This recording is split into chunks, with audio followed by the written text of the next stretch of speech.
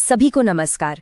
आज हम एक बहुत ही जरूरी कॉन्सेप्ट को समझने वाले हैं जो है स्टैंडर्ड स्कोर्स। चलिए एक आम सी सिचुएशन से शुरू करते हैं जो कोचेज और टीचर्स के सामने अक्सर आती हैं। सोचिए एक एथलीट है, उसकी 100 मीटर स्प्रिंट का टाइम है और उसकी वर्टिकल जंप की हाइट भी। अब इन दोनों की तुलना कैसे की जाए? एक को सेकंड में नापा जाता है, दूसरे को सेंटीमीटर्स में। क्या हम बस नंबर्स को देखकर बता सकते हैं कि कौन सा बेहतर है? नहीं, बिल्कुल नहीं। और बस यहीं पर स्टैंडर्ड स्कोर्स काम आते हैं। तो आज की हमारी बातचीत का रोड मैप कुछ ऐसा रहेगा। सबसे पहले हम देखेंगे कि सीधे सीधे रॉ स्कोर्स के साथ दिक्कत क्या है। फिर हम इसके सॉल्यूशंस को समझेंगे, जी स्कोर और टी स्कोर, और आखिर में देखेंगे कि ये असल में काम कैसे करते हैं। तो चलिए सबसे पहले ये समझते हैं कि क्यों स्टॉपवॉच या मेजरिंग टेप से मिले नंबर्स असल में हमें पूरी पिक्चर नहीं दिखाते। देखिए, रॉ स्कोर्स को सीधे कंपेयर करना क्यों इतना मुश्किल हो सकता है। सोचिए, एक टेस्ट सेकंड्स में है तो दूसरा किलोग्राम में। एक ग्रुप का एवरेज स्कोर बहुत हाई है तो दूसरे का बहुत लो।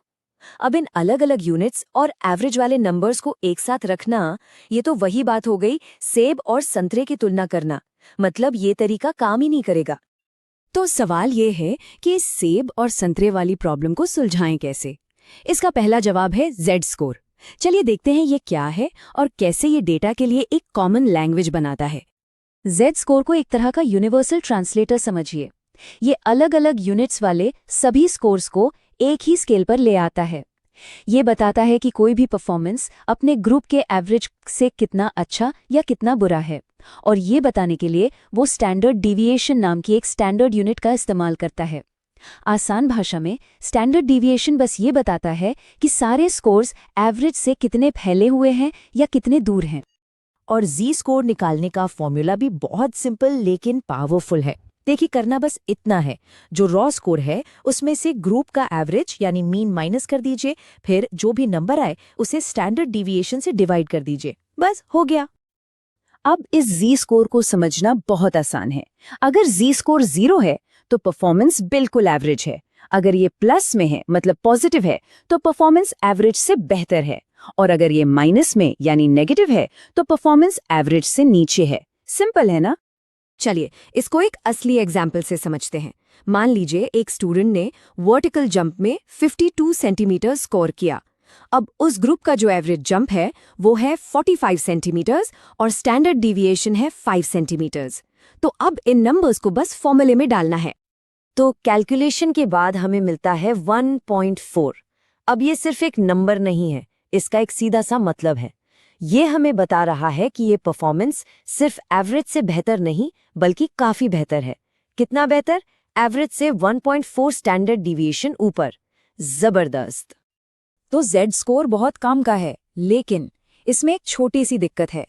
कभी कभी ये नेगेटिव नंबर्स में आता है या फिर डेसिमल्स में। अब ये चीजें स्टूडेंट्स, पेरेंट्स या कोचेस को थोड़ा कंफ्यूज कर सकती हैं। तो सवाल ये है कि क्या इसे और आसान बनाने का कोई तरीका है? जी हाँ, बिल्कुल है। और वो तरीका है टी स्कोर। इसे जेड स्कोर का एक फ्रेंडली वर्जन कह सकते हैं। इसे बनाया ही इसलिए गया है ताकि बात को आसानी से समझाया जा सके। ये जेड स्कोर की सारी जरूरी जानकारी लेता है और उसे एक ऐसे स्केल पे रख देता है जहां नेगेटिव नंबर्स की कोई झंझट ही नहीं होती।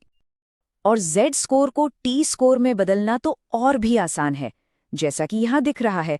बस जेड स्कोर को 10 से मल्टीप्लाई करो और उसमें 50 जोड़ दो, बस इतना ही। तो चलिए अपने पुराने वाले एग्जाम्पल पर वापस चलते हैं। हमारा जेड स्कोर था 1.4, है ना? अब इसे टी स्कोर में बदलते हैं। 1.4 को 10 से मल्टीप्लाई किया तो आया 14, और फिर उसमें 50 जुड़ दिया और रिजल्ट आया 64। अब देखिए, हमारे पास एक सीधा सा पॉजिटिव नंबर है जिसे कोई भी आसानी से समझ सकता है। 64 का स्कोर तुरंत बताता है कि परफॉर्मेंस एवरेज से काफी अच्छा है। क्यों? क्योंकि टी स्कोर में 50 का मतलब होता है एवरेज, तो 64 मतलब एवरेज से ऊपर। ना कोई डेसिमल, ना कोई माइनस का झंझट। तो अब जी स्कोर और टी स्कोर को आमने सामने रखकर देखते हैं कि इनमें मेन फर्क क्या है। ये टेबल एकदम क्लियर कर देती है कि कब कौन सा स्कोर यूज करना चाहिए। जेड स्कोर का मीन 0 होता है, टी स्कोर का 50। जेड स्कोर नेगेटिव हो सकता है, टी स्कोर हमेशा पॉजिटिव रहता है। तो जेड स्कोर रिसर्च और स्टैटिस्टिक्स के लिए बेहतरीन है। वहीं टी स्कोर फिजिकल एजुकेशन या फिटनेस टेस्ट जैसी जगहों के लिए परफेक्ट है, जहां सबको आसानी से समझ आने वाली पॉजिटिव बात करनी हो। तो आखिर में ये सब इतना जरूरी क्यों है? क्योंकि इससे मूल्यांकन यानी इवैल्यूएशन फेयर और मीनिंगफुल बनता है। इन स्कोर्स की मदद से टीचर्स अलग अलग टेस्ट में स्टूडेंट्स के परफॉर्मेंस को सही तरीके से कंपेयर कर सकते हैं। ये पता लगा सकते हैं कि कौन कहाँ अच्छा कर रहा है और किसे कहाँ सुधार की जरूरत है। और सबसे बड़ी बात, हर स्टूडेंट का मूल्यांकन एक ही स्टैंडर्ड पैमाने पर होता है। और हाँ, जो लोग यूजीसी नेट जैसे एग्जाम्स की तैयारी कर रहे हैं, उनके लिए एक बहुत काम की टिप है। हमेशा याद रखिए, अगर जेड स्कोर नेगेटिव है तो टी स्कोर हमेशा 50 से कम होगा। ये छोटा सा रूल एग्जाम में सवाल जल्दी सॉल्व करने में बहुत मदद कर सकता है। और आखिर में एक सवाल, अगर किसी स्टूडेंट को उसकी प्रोग्रेस रिपोर्ट पर फीडबैक देना हो तो कौन सा स्कोर ज्यादा सही रहेगा? जी स्कोर जो टेक्निकली बिल्कुल सही है, या टी स्कोर जो समझने में आसान और मोटिवेटिंग है? सोचिएगा, क्योंकि बात सिर्फ नंबर्स की नहीं है, बात सही तरीके से कम्युनिकेट करने की भी है।